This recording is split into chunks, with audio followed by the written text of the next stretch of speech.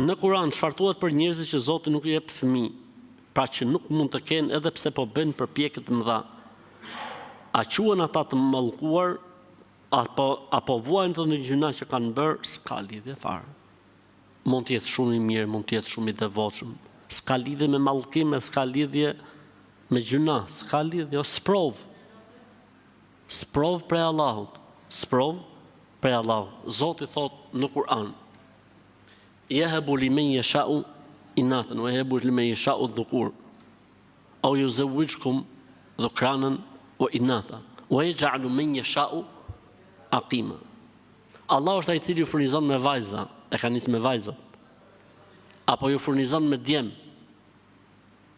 apo ju furnizon me vajza dhe me djem, dhe Zoti e bën këtë doj steril.